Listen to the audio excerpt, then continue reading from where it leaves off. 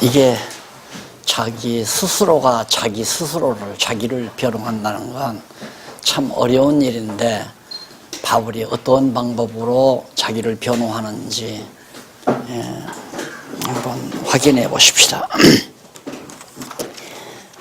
첫째, 사도직의 영광을 변호하는 내용이 나옵니다. 왜 그러냐면 고린도 교회 교인들 가운데는 바울이 무슨 사도냐? 바울은 사도도 아니다. 이렇게까지 이제 악랄하게 나오는 거죠. 그래, 정말 그 인간이라는 것이 한번 뒤틀리면 정말 그 예측할 수 없을 만큼 아주 독해지고 아주 사악해지고, 어떻게 자기들에게 복음을 증거해서 예수를 그리스도로 믿었는데 어떻게 바울을 사도가 아니라고. 이게 사도라고 하는 것이 무슨 큰 벼슬인 줄 알아요. 이 사도.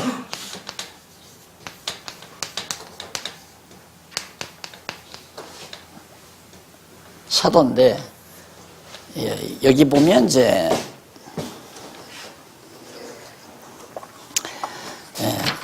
앞에서도 사도에 대해서 나왔죠. 보냄을 받은 자, 보내심을 받은 심부름꾼이라는 얘기입니다. 심부름꾼, 전달자. 그러니까 전혀 어떤 그 벼슬의 개념이 전혀 없는 거거든요. 어떤 권위의 개념도 없고, 사도란 말은 예수께서 자기가 그리스도라고 하는 사실을 가서 전달하라고 보낸 자, 보냄을 받은 자, 이제 사도인데, 사도가 아니라고 말하는 것은 바로 예수가 안 보냈다는 얘기죠. 그러니까 사도는 가짜다, 이렇게 평가를 하니까 1절에서 그렇게 나와요. 3장 1절에서 우리가 다시 자천하기를 스스로 천거한다, 이 말입니다. 그래서 이게 교회에서의 모든 직분이라고 하는 것, 선교사라든가 전도자라든가 전도사라든가 교사라든가 집사라든가 장로라든가, 이거 다 교회를 위해서 봉사자 아니에요? 자천이 스스로 자원을 해야 돼요. 그게 원칙이란 말입니다. 성경은 모두가 언제 바울을 사도로 기름 부은 적도 없고, 그냥 부활하신 예수님이 나타나서 너 나를 위해서 고난받고 이방인을 위한 사도가 되어서 이방인에게 복음 전하라고 하는 말씀 하나 들었지, 사도라고 구태여 위임식을 하거나 그런 것이 전혀 없었단 말입니다. 이 교회에 누구도 장로를 세우고 위임식 하거나 무슨 임직식을 하거나 이런 일들이, 기름을 붓거나 이런 것도, 디모데에게 안수했단 말은 있어요. 그 안수라고 하는 말은 동력자의 의미를 드러내는 하나의 표징이거든요. 안수라고 하는 것이 동력자임을. 그러니까 여기서 우리가 다시 자천하기를 시작했다. 내가 스스로 사도라고 내가 말할 수밖에 없는, 변호할 수밖에 없는 그런 입장에 있다. 그러면서 이제 하는 얘기가, 우리가 어찌 어떤 사람처럼 천거서를 너희에게 붙이거나 혹 너희에게 맡기거나 할 필요가 있겠느냐. 내가 요즘 목사증 발급하는 노예도 있죠. 목사 증명서 발급하는, 강도사 합격증 발급하는, 총회에서는 강도사 합격증 발급하고, 그동안 난 강도하다. 그럴 필요가 없다는 얘기입니다.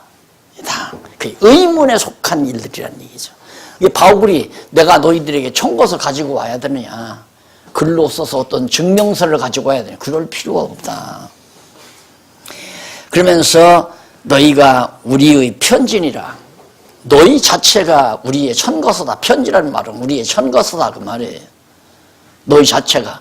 그러니까 너희가 우리를 통해서 예수를 그리스도로 믿었지 않느냐. 그러니까 누구라도 예수가 그리스도임을 가르쳐줘서 믿는 자가 있으면 그 사람은 교사죠. 전도자고. 그 사람. 선교도 마찬가지예요. 선교사도. 누가 꼭 보내야, 총회에서 파송해서 보내야. 파송한다고 하는 것은 같이 협력하겠다는 증거 아니에요. 근데 누가 협력자 없어 나 스스로 혼자 선교사로 가서 선교할 수 있죠. 우리 집사 하나가 결혼하자마자 이스라엘로 가서 자기 스스로 자천해서 선교사예요. 자기 스스로.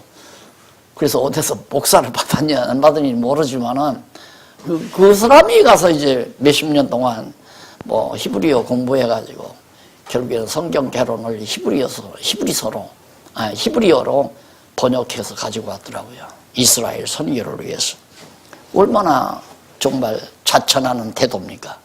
이게 교회 모든 일이란 이 자천하는 것이 원칙이라는 거. 내가 아무리 성경 모델을 봐도 자천하는 거, 이게 자원하는 거죠. 나 집사할래요. 그러니까 집사에서 무슨 권력을 얻을래요 그 말이에요. 장로할래요. 장로로서 이렇게 주장할래요 그 말이 아니라 나는 정말 어린 성도들의 보살피는 후원자가 될래요 그 말이거든요. 그건 자원해서 해야지. 누가 당신 후원해라 이렇게 해서 하는 건 아니잖아요. 그래서 나이 많으신 분들로 교회를 후원하는 자로 세우는 일이 본인이 한다고 해야 하는 거지. 본인이 한다고 안 하는데, 자원을 안 하는데 억지로 남이 시켜서 제도에 의해서 장로가 벼슬이니까 장로해라. 이 교회 부패가 이 교회 직분 때문에 부패의 요소가 많더라고요. 제가 해보니까 교회 직분 때문에. 그래서 이제 거기 자기가 편지다. 이제 너희가 편지다. 근데 이 편지는 먹으로 쓰는 것도 종이에다가 먹으로 쓰는 것도 아니고 돌에다가 쓰는 것도 아니고 우리 마음비에 쓰는 거야. 그러니까 하나님께서 나를 사도로 천거하는 천거서가 내 마음에 있다 이 말이에요. 신비에 기록이 되어 있다. 바울이 하는 말은. 그러면서 4절 우리가 그리스도로 말미암아 하나님을 향하여 이 같은 확신이 있으니 돌비에 쓴 것이 아니고 마음에 우리의 신비에 유구의 신비에다가 천거서를 써 있다는 것을 정말 내가 증거한다. 그리스도로 말미암아 하나님을 향하여 이 같은 확신이 있다. 내 신비에 사도라고 하는 천거서가 있다는 것이 기록되어 있다는 걸 내가 확신하고 있다. 5절 우리가 무슨 일이든지 우리에게서 난 것 같이 생각하여 스스로 만족할 것이 아니다. 우리에게서 나왔다. 이게 아니라 그리스도가 우리에게 주신 것이다. 그러니까 우리가 천거하는 것이 그리스도로부터 되진 것이지 어떤 너희들이 인정한다고 해서 내가 사도가 되는 게 아니다. 이런 얘기예요. 그러면서 우리의 만족은 오직 하나님께로서 났느니라. 6절 저가 또 우리로 새 언약의 일꾼 되기에 만족해 하셨으니 예수 그리스도가 하나님께서 우리를 새 언약의 일꾼 사도가 되도록 만족해 하셨으니 의문으로 하지 아니하고 의문이란 문서 종이에다가 기록한 문서로 내가 합격증이라든가 임명서를 받은 것이 아니고 오직 영으로 함이니 의문은 죽이는 것이요 영은 살리는 것이다. 예.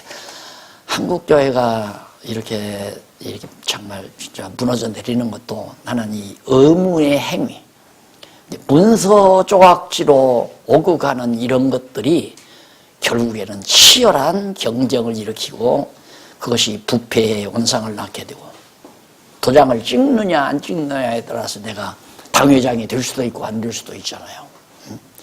이런 일들이 지금 교회를 부패하게 만드는 가장 큰 원인들이 된다는 거 알 수 있습니다. 바울은 그런 변호를 절대 나는 어떤 증명서에 의해서 인간들이 준 증명서나 천거서에 의해서 내가 사도가 된 것이 아니라 하나님께서 나의 신비에다가 기록해 준 천거서가 나를 놔두게 한 것이다. 그래서 육으로 된 것이 아니다. 종이 쪽지에다가 이렇게 증거받아 가지고 되는 게 아니고 나는 영으로 하나님의 성령으로 말미암아 내 신비에 기록했기 때문에 올바르고 살리는 것이 된다 주장하면서 7절로 11절 보면 모세의 직분보다 사도 직분은 더욱 영광이 넘친다고 그랬습니다. 간단하게 말하면 모세는 이쪽에 의문이라는 말이 나오죠. 81페이지 5번째 그람마라는 말이에요. 그람마라고 하는데 이는 문서 또는 기록, 책 등의 뜻입니다. 문서, 기록.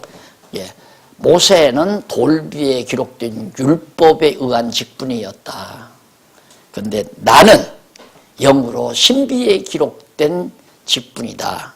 그렇기 때문에 나는 모세의 직분보다 내가 맡은 사도의 직분이 더욱 영광스럽다고 하는 것을 변호하는 내용이 바로 11절까지 나와요. 그 다음에 12절로 13절에 보면 18절에 보면 81페이지 없어질 수건을 벗은 얼굴로 주의 영광을 볼 것을 변호합니다. 그러니까 없어질 수건을 벗은 얼굴로, 수건을 벗었다는 말은 율법을 볼 때 수건을 그냥 벗지 아니하면 그리스도가 보이지 않죠. 율법에서 수건을 벗고 율법을 보면 거기에 그리스도의 얼굴, 그리스도의 영광이 이제 드러나는 거죠. 율법 아래 있으면 수건을 덮고 있는 거고 눈을 가리워진 것이에요. 율법을 통해서 그리스도를 봐야 되는데 수건이 가리워져 있으니까 그리스도의 영광이 안 보이는 거죠. 율법에서. 그런데 바로 이 수건을 벗고 나면 주의 영광을 보게 된다. 그 다음에 이제 4장에 보면 또 이쪽 83페이지 사도직의 인내를 변호합니다. 사도 바울이 하나님께서 예수님께서 자기를 직접 사도로 천거를 해서 내 신비의 천거서를 가지고 기록이 돼서 사도가 됐는데 이 사도는 바로 인내, 참는, 얼마나 자기가 복음을 위해서 인내하고 살았는가. 이런 걸 보면 하나님께 부름받은 자들은 하나님께서 인내를 시키는 거죠. 인내하도록. 그러니까 확신이 있으니까 인내할 거 아닙니까? 바울이 만약에 내가 사도라는 확신이 없으면 참겠어요? 안 참죠. 내가 이따위 짓을 왜 해? 하는 거죠. 그러나 하나님께서 나는 불렀다. 총회가 나를 목사 된 게 만든 것도 아니고 노예가 나를 목사 만든 게 아니라 나는 하나님의 부름을 받은 정말 복음의 사역자다라고 하는 확신이 들어가면 아까 말한 대로 죽음에 이르는 경지까지 가도 소망을 잃지 않고 참고 기다린다는 얘기죠. 근데 그러니까 지금 보통 이 얘기를 들어보니까 지금 목사 안수 받고 목사 일을 안 하는 분들이 3만 명이라든가 얼마인가 된다고 그래. 우리 조 목사님이 통계는 잘 안 하시는데 이렇게 많은 수가 목회를 포기하고 개인 택시 운전을 한다거나 어느 회사에 취직을 했다거나 못 참으니까 그런 거거든요. 참지 못한 이유가 뭔가? 하나님께로부터 명령을 받았다는, 사명을 받았다는 확신이 없으니까 하나님으로부터 명령받은 확신이 자기에게 신비에 기록되어 있다면 어떠한 고난이라도 아까 말한 대로 바울이 죽음에 이르는 경지까지 들어가도 포기하지 아니하고 끝까지 하나님의 위로를 기다리면서 자기 사명을, 그걸 사명이라고 그러잖아요. 사명은 죽음을 담보하고 직업은 목숨을 위한 것이고 목숨을 지탱하기 위한 것이 직업이고 사명은 죽음을 담보하는 것이다. 사명이라는 것은 죽음을 담보하고 하는 것. 그러면서 직분에 대한 자천을 하며 사도직에 대한 스스로의 천거를 하면서 복음이 가려진 이유를 밝혀줍니다. 복음 밝혀주는데 거기 보면 이러함으로 우리가 이 직분을 받아 긍휼하심을 입은 대로 낙심하지 아니하고 절대 천거, 하나님께서 사명을 주어 스스로 사도로 천거하는 이 직분을 가지고 낙심하지 않는다. 이에 숨은 부끄러움의 일을 버리고 괴율 가운데 행하지 아니하여 하나님의 말씀을 혼잡케 아니하고 오직 진리를 나타내므로 하나님 앞에서 각 사람의 양심에 대하여 스스로 천거하노라 라고 나오죠. 스스로 그렇게 천거를 한다. 그러면서 거기 이쪽 85페이지에 보면 85페이지에 보면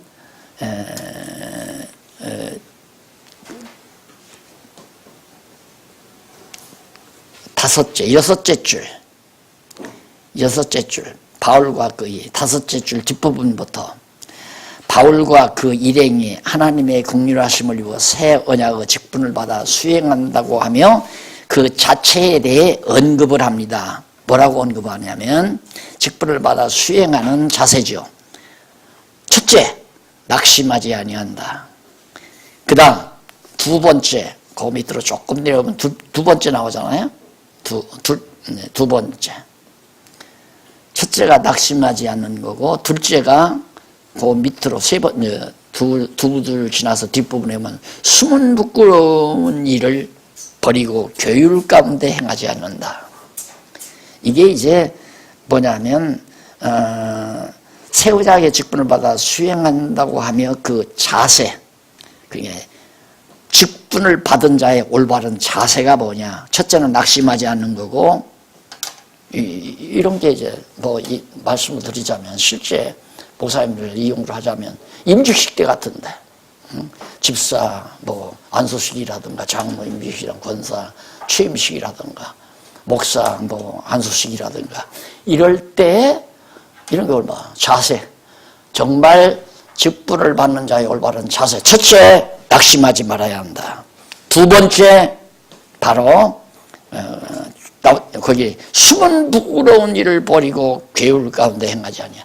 과거 모든 잘못된 습관을 버려야 한다는 얘기죠. 그 다음 셋째가 그 밑에 나오잖아요. 조금 더 내려가면 헬라 밑에 한 네 번째 줄, 세 번째 줄 앞부분. 첫째, 하나님의 말씀을 혼잡케 아니하고 오직 진리를 나타내야 한다. 하나님의 말씀 성경을 막 이렇게 다 혼잡하게 뭐가 뭔지 모르도록 헷갈리게 하지 말고 정말로 오직 진리만을. 진리란 말은 정연하게 정돈된 거죠. 진리란 거듭 얘기죠. 진리가 뭐냐? 진리의 요건은 우선 논리성입니다. 논리성. 논리정연해야 돼요. 말이 이랬다 저랬다 하면 진리가 아니잖아요. 말이 앞뒤가 딱 논리가 맞도록 논리성, 그 다음 논리에 대한 근거, 그 논리에 대한 근거를 확실히 제시해 주는, 이렇게 깔끔하게 진리를 말해줄 수 있어야 된다. 이게 이제 직분을 맡은 자의 올바른 자세다. 임무 수행의 자세다 하는 얘기죠.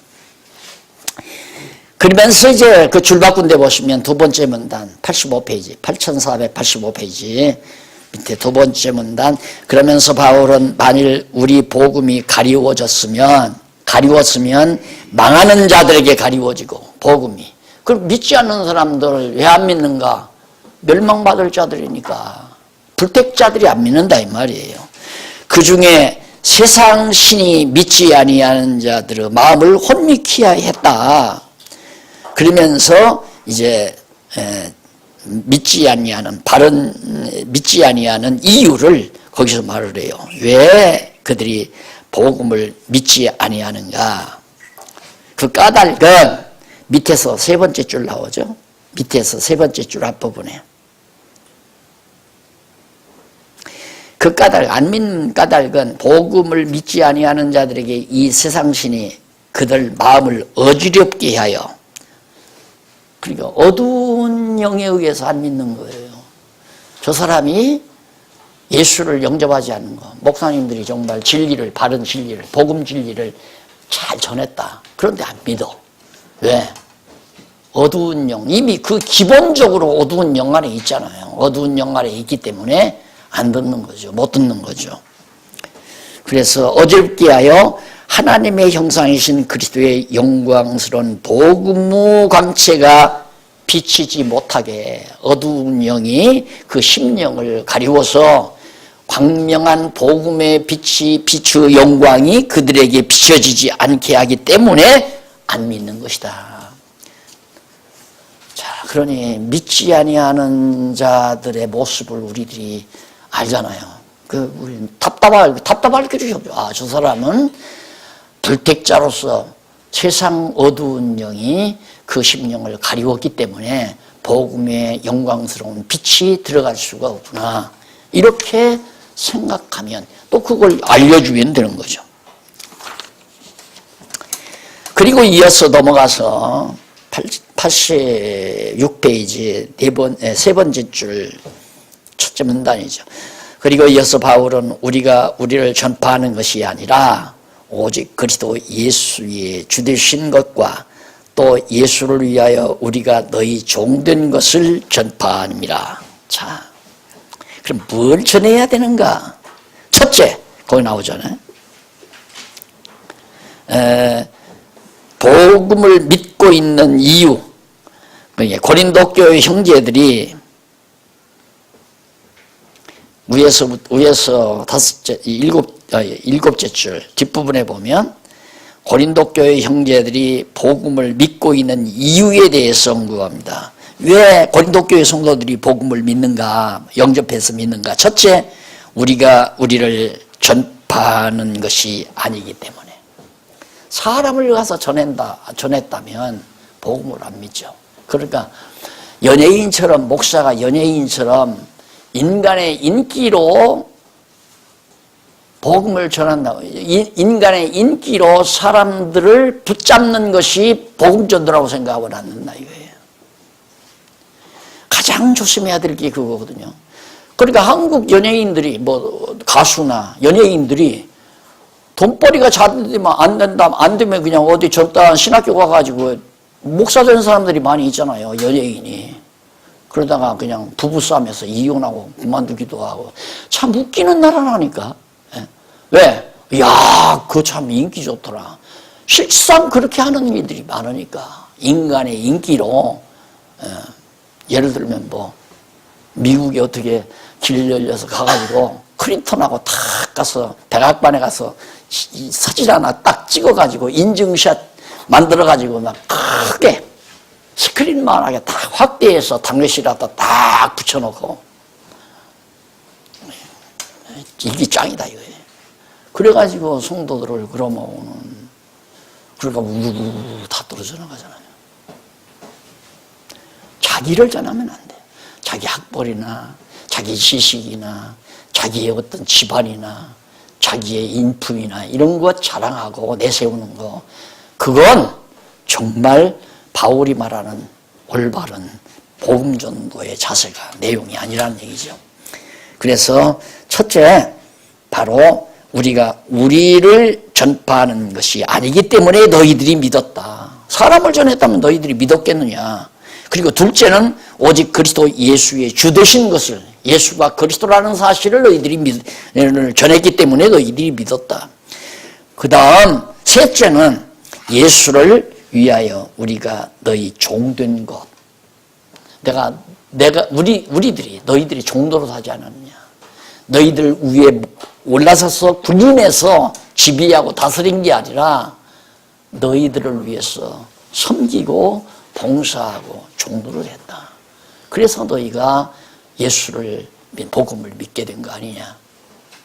이런 것들도 다 임직식 때 필요한 아주 중요한 좋은 내용들이죠. 그러니까 잘 강론집을 읽어보시면 지금 목사님들이 아무래도 현재 목사 임무를 해가기 때문에 설교에 대한 관심이 너무 많으시더라고요. 나는 처음에는 그거 별로 의식 안 했어요. 성경 알면 되지, 성경 알면. 그런데 이제 가르치다가 보니까 자꾸 그런 데 의식을 하기 때문에 목사님들이 활용하기 좋게, 또 알기도 쉽게 짝짝 해놨잖아요. 이유, 목적, 자세 이런 거 딱딱 해서 첫째, 둘째, 셋째 아주 설명하기 좋게 이렇게 해드렸기 때문에 이 강론집을 잘 활용하시면 목사님들 목회에도 크게 도움이 되리라고 그렇게 생각을 합니다. 한마디 하고 지나가는 겁니다. 그 다음 4장 7절로 15절에 보면 여러 환난을 견디며 고난 가운데 전하는 목적. 왜 온갖 환난을 겪으면서도 정말 이 복음을 고난 속에서 전파하는 목적이 뭔가, 그 목적을 설명하는데,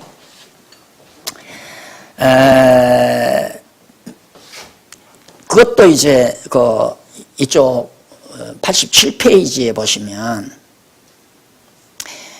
거기에 나와요. 그 목적 자체를 설명하는 게. 자, 여러 환난에 대처하는 태도에 대해서 우선 언급을 해요. 밑에서부터 6째 줄 뒷부분에 보시면, 중간에 보면 여러 환난에 대처하는 태도에 대해서 언급을 합니다. 어떻게 환난을 대처했는가? 첫째, 사방으로 우겨쌈을 당하여도 쌓이지 아니하고. 아무리 정말 사방으로 우겨쌈, 온갖 환난과 역경이 내 주변을 다 우겨싼다 할지라도 거기에 완전히 함몰되지 아니했다, 내가. 그 다음 두 번째는 답답한 일을 당하여도 낙심하지 않았다. 막연해. 길이 보이지를 않아. 막막해요. 그래도 나는 낙심하지 않았다. 이런 거 너무너무 좋잖아요, 이런 데도. 그 다음 셋째, 밑에서 두 번째 줄 중간. 셋째, 핍박을 받아도 버림받지 아니한다. 절대 많은 핍박을 내가 받아서도 하나님께서 나를 버리지 않더라. 그예요. 그게 바로 태도예요. 올바른 태도. 환난을 대처하는 올바른 태도.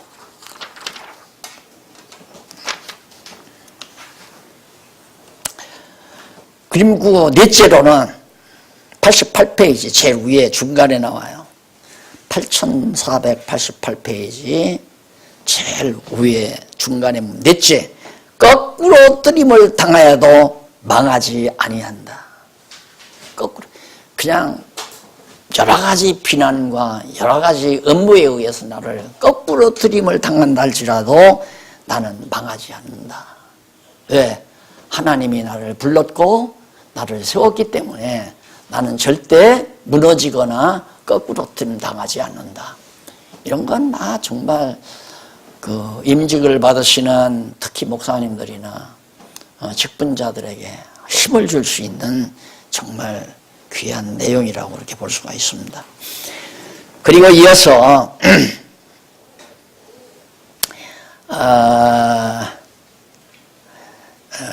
그 밑에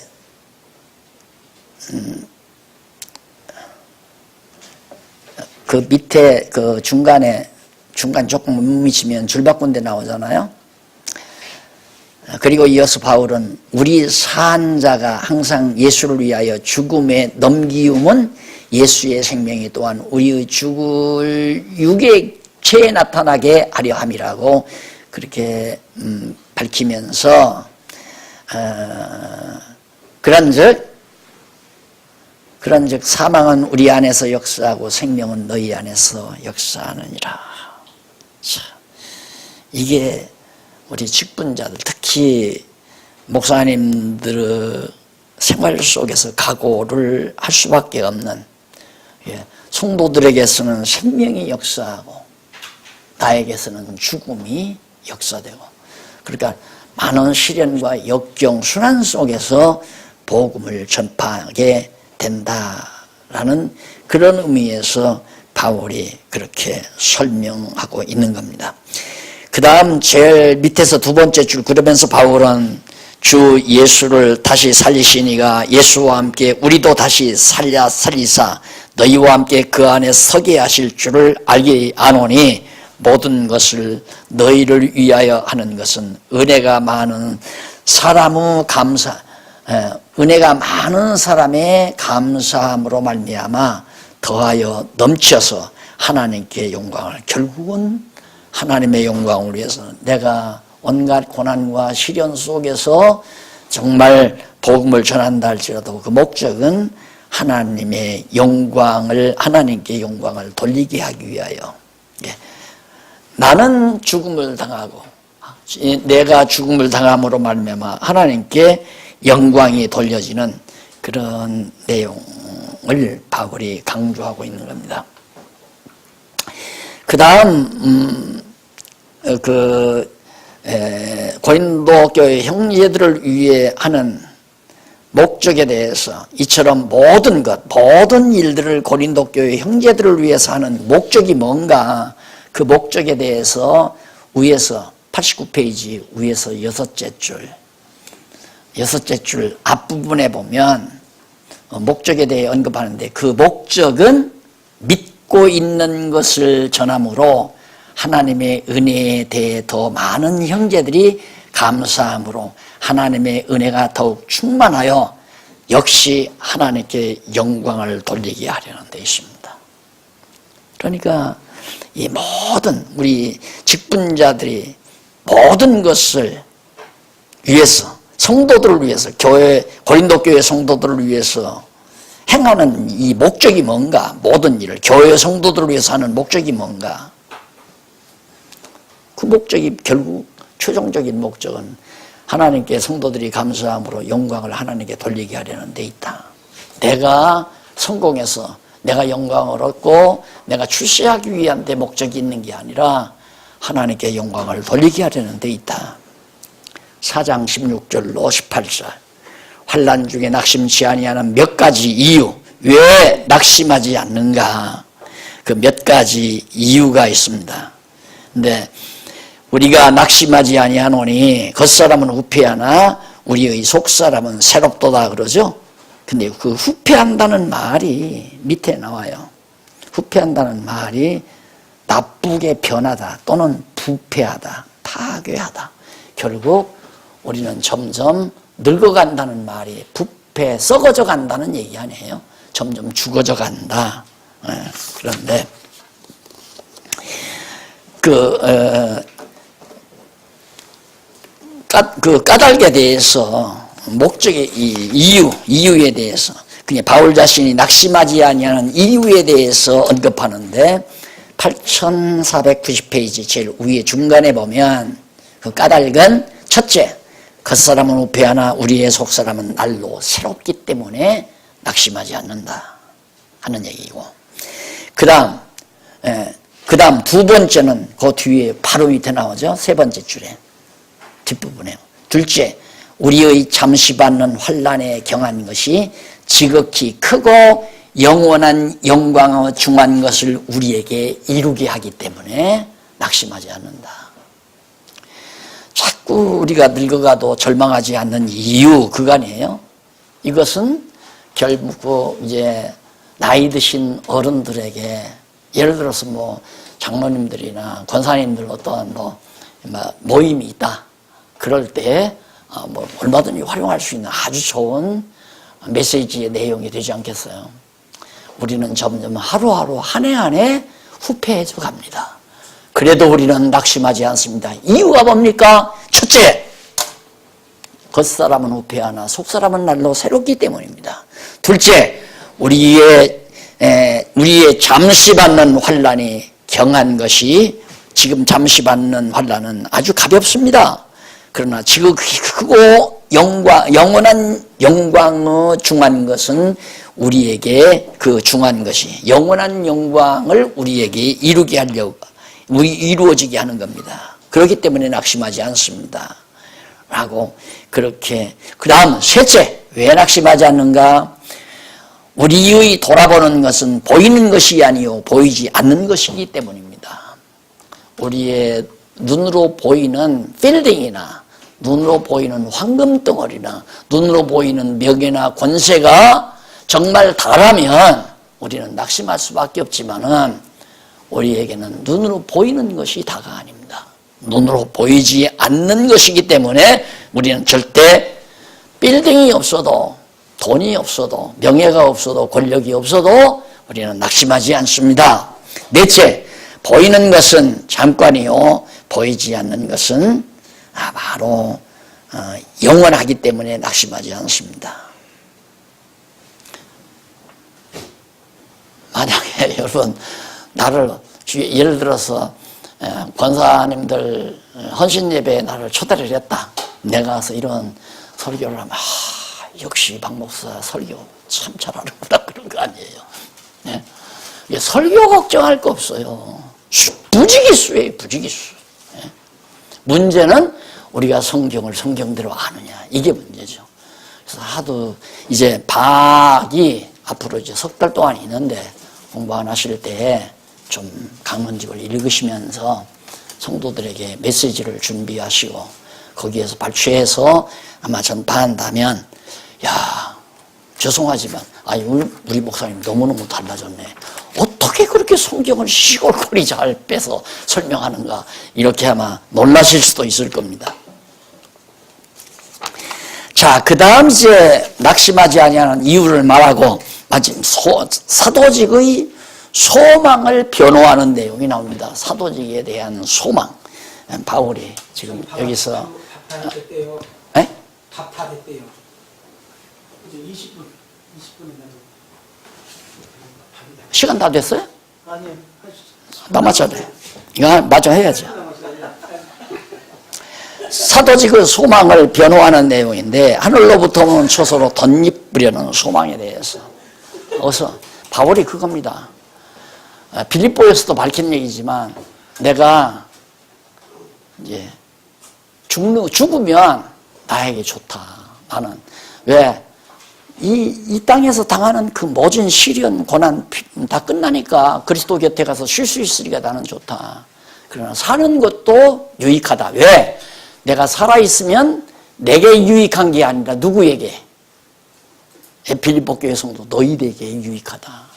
왜? 하나님 말씀 한마디라도 더 배우고 전달받을 수 있기 때문에 그거예요. 그걸 보면 바울의 인생관이 얼마나 철두철미한가를 알 수 있죠. 그래서 이런 성경을 연구해 가면서 혼자서 연구실에 앉아가지고 그때 요 정도라도 돼진 것 같아요, 제가. 하나님의 말씀의 능력에 의해서 지금 다 된 것도 아니지만 다 이룬 것도 아니고 가장 좋은 목표를 향해서 지금 아직도 달려가고 있는 중이죠, 바울처럼. 그러나 내가 오늘 이 정도까지 되는 것도 바울의 이 고매한 인격의 모습을 만들어 가신 성령 하나님의 놀라운 능력을 믿기 때문에 성령께서 역사하시면 나 같은 인간도 이렇게 고매하게 만들어 가실 수 있지 않겠나 이런 생각을 늘 하며 살아가게 되는 겁니다. 자, 그래서 사도직의 소망이 뭔가? 나는 이 땅에서 정말 성공해가지고 적어도 대교단의 총회장 한번 하고 그 다음 총회장 한 다음에는 정말 교계 원로로서 많은 사람에게 추앙받고 존경받고 지난번에 난 우리 교회에서도 그런 얘기 했는데 사실 전에는 은퇴하기 전에는 어쩌다가 이제 교계 모임 같은 데 가면 항상 말석이에요. 저 끝에. 이단으로 완전히 헌신짝된 사람이니까 저 박용기 목사 왔구만. 그리고 누가 자리 하나를 안 챙겨요. 그러면 자연히 물려나서 제일 말석에 앉아서 헐끗헐끗 쳐다보면 나보다 새파랗게 젊은 놈들이 다 앉았는데.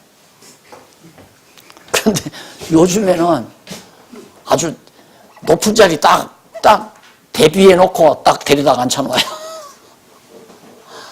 88개 교단의 연합회라다. 그 연합회 행사에 이제 초대와서 갔는데 한 7, 8명 앉아있는 제일 상석에다가 내 자리를 딱 만들어 놓고 변화 있더라니까요. 그래서 이거 생시냐 꿈이냐 이런 생각을 다 했다니까.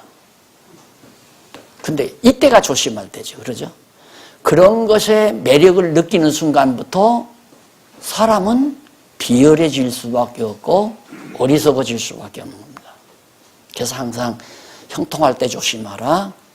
높아질 때 조심해라. 행복할 때 조심해라. 이런 얘기를 입버릇처럼 제가 늘 하고 있는 겁니다. 소망.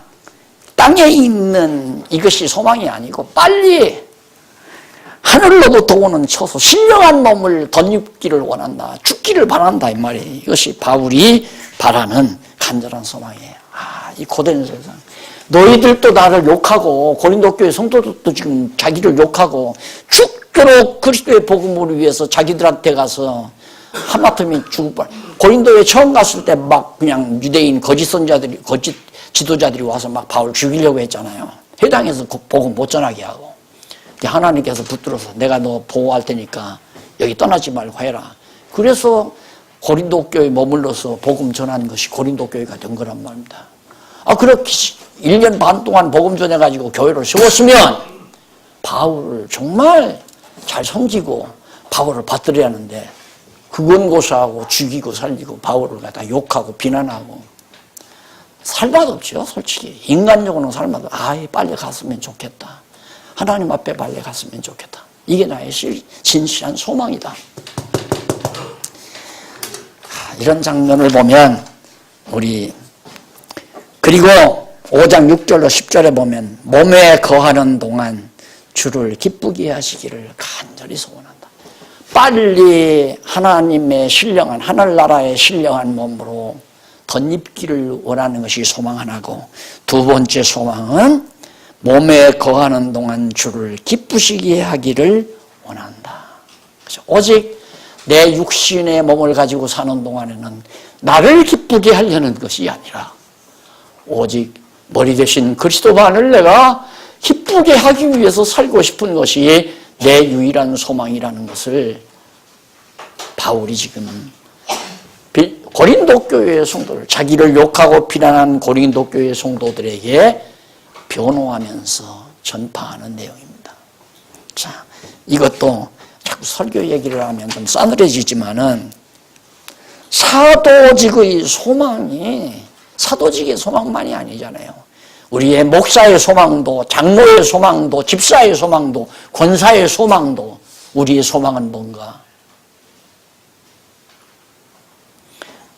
이제 임직 받으시는 권사님들 무슨 소망으로 사셔야 됩니까? 딱 두 개 나오잖아요. 1절로 5절. 바로 하나님 나라로부터 오는 신령한 몸을 덧입기 바라는 소망을 가지고 사셔야 됩니다. 이것이 우리의 소망입니다. 두 번째는 나를 기쁘시게 하는 것이 아니라 머리 대신 그리스도를 기쁘게 하는 것이 우리의 소망입니다. 참 좋잖아요. 너무너무 좋잖아요. 이런 말씀을 듣는 순간 바로 임직식 자체가 아주 숙연해지고 받으시는 분들이 새로운 각오를 하게 되고 이 말씀 자체의 능력이. 그런데 우리는 처음에 신학 졸업하고 목사 안수 받을 때 진짜 주를 위해서 오직 복음을 위해서 이런 생각하다가도 막상 살다가 보면 막 경쟁심리에 쌓여가지고 막 자기를 내세우고 자기를 자랑하고 소망도 이 세상의 소망이다. 오직 교회 부흥시켜서 내 성공, 영화, 모든 사람으로부터 추앙, 존경 이게 우리의 소망으로 어느 순간 다 바뀌어져 버린단 말입니다.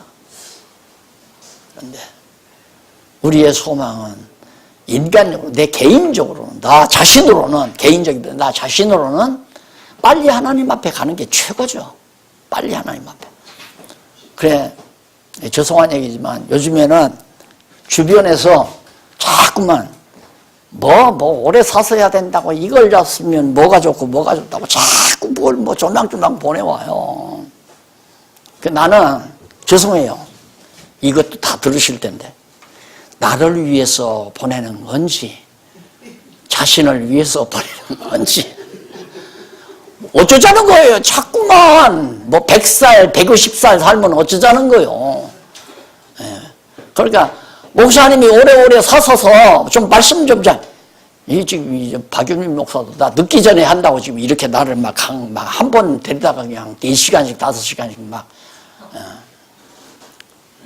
나를 위해서가 아니라 많이 받은 거예요. 저는 9시까지 해야 됩니다. 빨리 천국 가실까 봐. 최종적인 건 우리 모두가 다 어떻게 하면 주를 기쁘시게 할까?